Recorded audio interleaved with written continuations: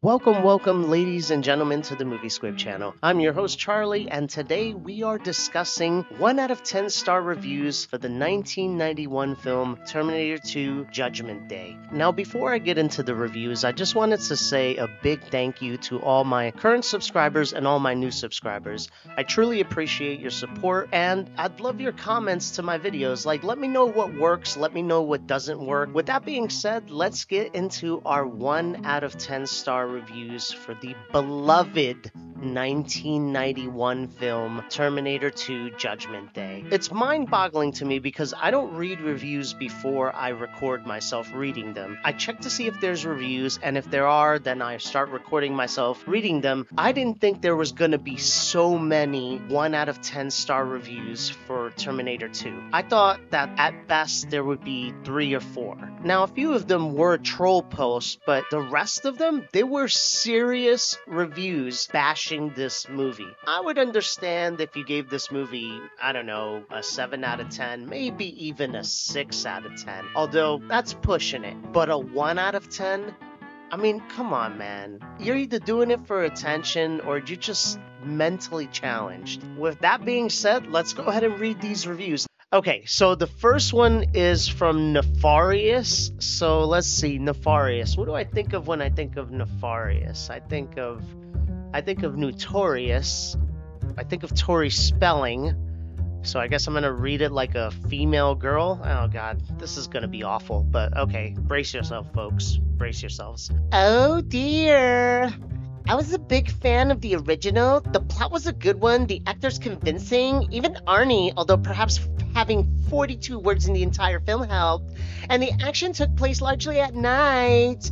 5 minutes into T2, when Arnie has killed no one and nicked one guy's sunglasses, I thought, uh-oh, one-liner ahoy! And sure enough, later, one of many such gut-wrenchingly bad lines emerges, delivered with enough lack of acting ability to cover his compatriots in splinters. Now, sometimes a movie can be salvaged by its co-stars, but unfortunately, although Linda Hamilton is the only member of the cast that emerges with any credibility, the young John Connor is so incredibly irritating that 30 minutes into the film, I wanted to kill him myself. That leaves the quintessential baddie, in quotes, to sustain some sort of suspense and danger. Alas, James was still obviously obsessed with the morphing techniques he discovered by making the Abyss, with the result that we end up with a robot that is supposed to be made of liquid metal capable of altering its color, texture, and size, and even reforming itself.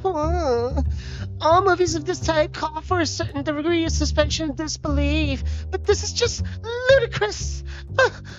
Even in non-liquid mode, the new wimpy-looking Terminator runs around with his head inclined. Apparently, this is supposed to be frightening. Throughout the film, we have lots of explosions, laughable dialogue, and in the end, Arnie, the philosophical, friendly cyborg. This film could have been damn sight better, even with Arnie in the lead, but this seems to have been targeted at a preview audience of teenagers in the Midwest with all the ingredients that they tend to expect. It is quite something, yet another standard formulaic attempt to make money. Not a decent film, but hey, isn't that what Hollywood is about? Oh, from Dan Marcus. I didn't read that at the end. I guess I shouldn't have read that in a female... No, you know what? No. Actually, I don't take it back, Dan. I'm glad I read your review in a female voice, because you are just a stuck-up pussy. You know that? You're a pussy. I can't imagine you have much friends, and the friends that hang out with you, I'm sure when you see them at places and they're all hanging out with each other and they tell you hey, oh, we forgot to tell you that we were hanging out. I'm gonna tell you something, Dan. They didn't forget to tell you. They didn't want you there because you are a pretentious asshole. Moving on. Our next review is from TrueBlue_is_gay. So, let's do this in a manly southern voice, I guess. Look past the crappy characters and you'll find some candy. I can't believe the number of fools which like this sequel, and that's what it was.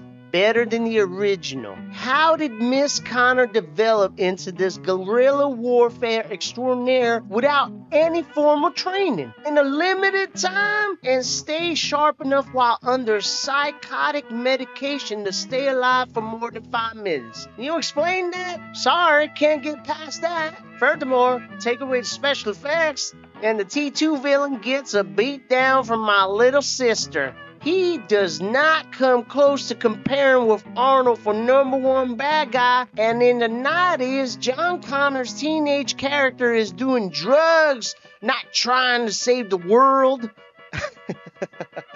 That's kind of funny. None of the story is believable. What? Wait. None of the story is believable, but what? The first one was believable? What the fuck? None of the story is believable, even for science fiction.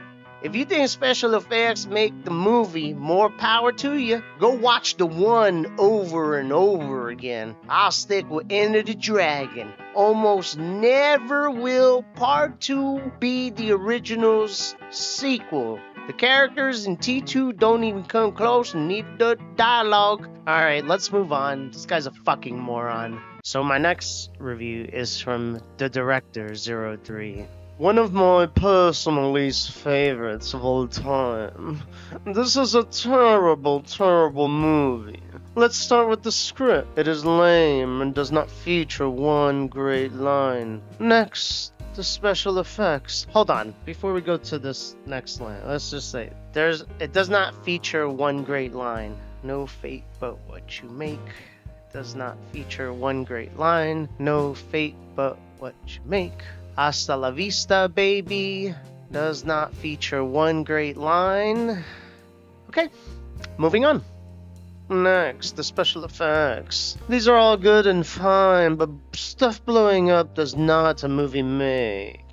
The emotion. This movie is in no way touching or anything else like that, as the back cover would make you believe. The plot.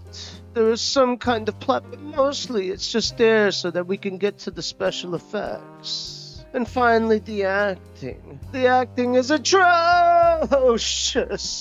The John O'Connor kid is so amazingly bad that I muted this movie every time he started talking. A high-pitched kid swearing and trying to act big and bad is the last thing I am entertained by. Arnold Schwarzenegger and John O'Connor's mother put on performances not quite as bad as the kid, but close. I do not see how anyone could like this movie, but apparently some people do. They can have their opinions, but I personally believe that there is not a single redeeming value about this film.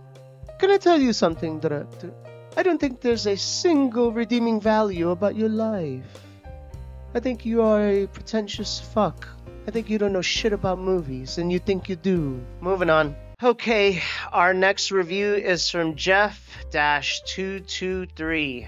Worst sequel ever. It was such a shame to see a sequel as lame as this made from one of the better sci-fi movies of all time. Sure, the effects, particularly the T-1000, were brilliant for their time and worth seeing the movie for, but special effects do not a great film make. Again with this fucking special effects is what this movie was all about. Ooh, man, you fucking people. And just about everything else in this film was average to very poor. The acting, the inclusion of a child as the main character, the story, all lame. There is something wrong with this film being at a higher spot than its prequel. I don't want to bash the first movie. I think that the first movie just plays differently. I can compare it between Alien and Aliens. They're slightly different genre of movies, but they're still both amazing movies. And to give it a 1 out of 10, I mean, come on, man. Use your fucking head. You could say all this bullshit about, oh, it's an opinion. 1 out of 10? 1 out of 10 for Terminator 2? Get the fuck out of here with that shit.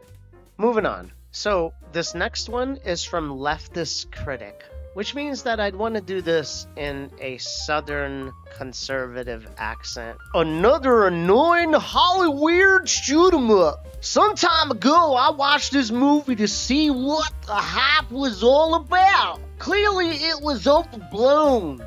This movie is a typical Hollywood shoot 'em up, nothing special. I would never, ever watch this movie again or recommend it to anyone. If I could rate it lower than a 1 star, I would. Movies like this add no value. You know what, leftist critic? You add no value. You add no value to anything. Your parents are disappointed in you. You're sucking up our resources. Oh, fuck you.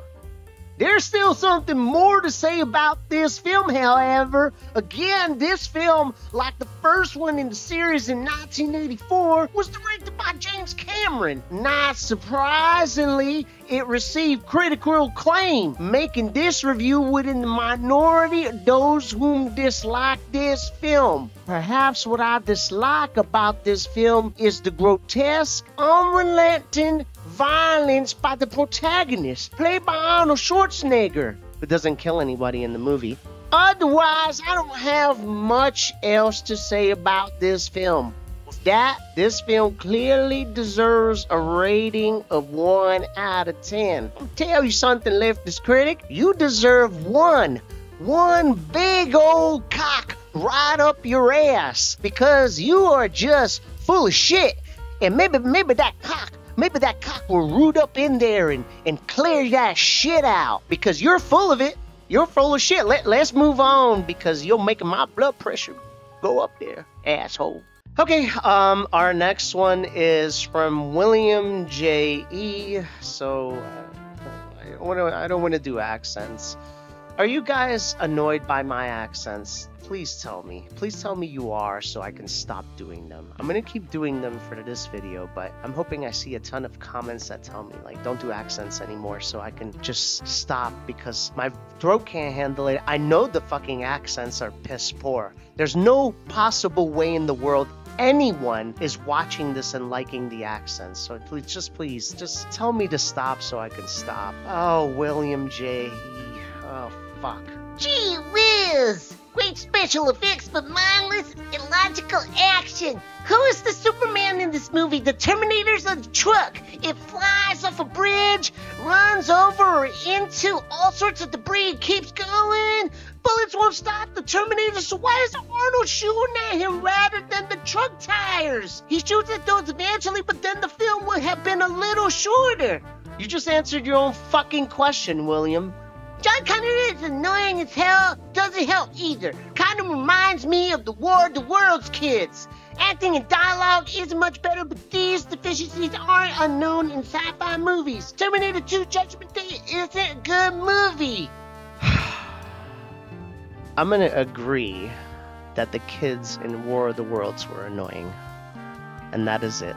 But just because a broken clock is correct twice a day doesn't mean that it's still a fucking broken clock. And William, you are a broken clock. You are broken.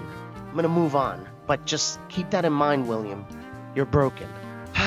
Our next one is Waiting in Vain. Just another Hollywood explosion movie. Yes, this movie has everything you expected, but isn't necessarily as good as it's made out to be? The answer is a resounding no. These movies these days seem to be a dime a dozen. Add a big name, add some crazy ridiculous storyline, and add a view and a fat, and add a few million in special effects, and that equals Hollywood success these days. Great movie if you don't want to think about anything, or if you're upset and need to see a bunch of explosions. Arnold is everything he is cut out to be, big and strong and a terrible actor. The movie is worth a watch, but this cult phenomenon that has arisen from this movie is kind of ridiculous to me. I'd like to see movies that have more thought in them than Terminator 2 start to get rewarded. I don't understand why people keep making the plot out to be some fucking simplistic thing. And yes, there's a ton of plot holes, but I mean, do you want every fucking movie grounded in reality? Like, this is a sci-fi film, like you said. So there has to be elements, of course, that is, going to be out of the realm of possibility. That's what sci-fi is about. I don't watch Star Trek and say like, oh, I couldn't enjoy the movie because, we don't have spaceships that go into warp drive and stuff. That's not the way things work. People keep going back to the special effects of this film. That's not the only thing that's great about this film. People don't fucking quote special effects. People don't say like, hey, like remember in Terminator 2, the explosion, and remember the gunshots? No, they quote the fucking movie. Oh, god damn it, dude. I'm so sick of these people. Alright, so this next one is Moramago, and so I'm gonna do his in a New York accent. Rubbish. What a screaming pile of dog manure, mindless, boring, noisy assault and battery of the senses, all to tell a cliched storyline, no imagination, just an endless barrage of action scenes meant to entertain mindless morons. Judging by the reviews a lot of people fell for, so pathetic, it kinda makes me lose faith in humanity. Mindless trash! Exclamation points. I've already lost my faith in humanity reading your review. You and everybody else's 1 out of 10 star review, I've already lost my faith in humanity. I don't care. Moving on. Okay, let's go to Dry Sticks. So I'm assuming that's because this guy gets no pussy. Nothing likable about this movie at all. It's hard to find nothing to like about this movie, but there's nothing good about this one. First movie was bad enough, and it served as an excuse for bullies to try and invite people over and try to force them to watch it. I'm not sure what they get out of it.